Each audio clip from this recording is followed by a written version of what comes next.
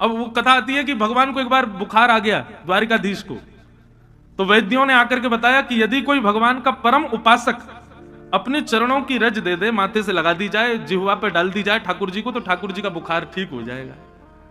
सब ने मना कर दिया, प्रहलाद ने मना कर दिया, ध्रुव ने मना कर दिया, अनन्य भक्तों ने मना कर दिया, रुक्मणी आदि पटरानियों ने मना कर दिया। बोले हम अपनी चरण रज ठाकुर जी को नहीं दे सकते। क्यों?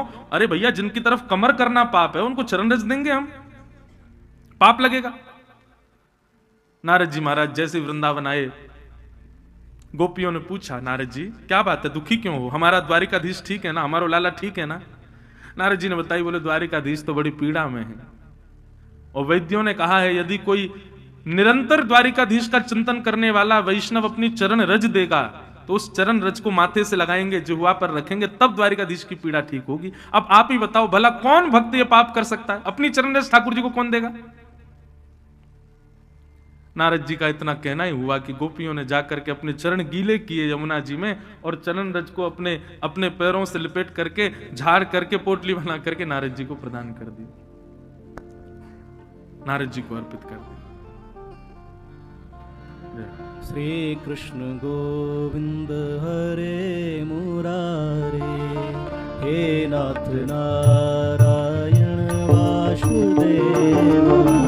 श्री कृष्ण गोविंद हरे मुरारे, हे नाथ नारायण वासुदेवा। श्री कृष्ण गोविंद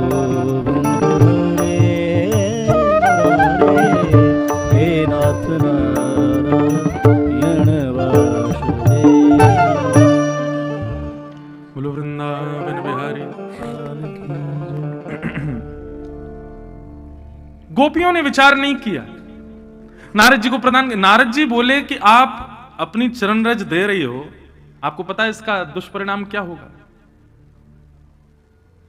आपको नरक जाना पड़ेगा। भगवान को अपने चरण रज देना कितना बड़ा जघन्य पाप है। गोपियों का प्रेम। गोपियां कहती हैं, नारद जी तुमने अभी अभी बताई कि हमारे लाला को बुखार आए गए और वैद्य ने यही औषधि बताई है, हमारो लाला पीड़ा में रहे और हम या बात से डरते रहे कि हमें नरक नहीं जाना, हमें नरक नहीं जाना। ये हमारा प्रेम नहीं है। हम नरक जानो मंजूर करेंगे, लेकिन हमारे लाला को पीड़ा हो यह हमें कभी मंजूर नहीं है। यदि अपनी चरण रज देवे थे, लाला की पीड़ा दूर है रही है और हम नरक जाएंगे तो हमको नरक स्वीकार है, लेकिन अपने प्रेमी को कष्ट स्वीकार नहीं है। तत्सुखे सुखित्वम, यह है ब्रज। यहां धर्म अर्थ काम मोक्ष के लिए कोई स्थान नहीं है। मोक्ष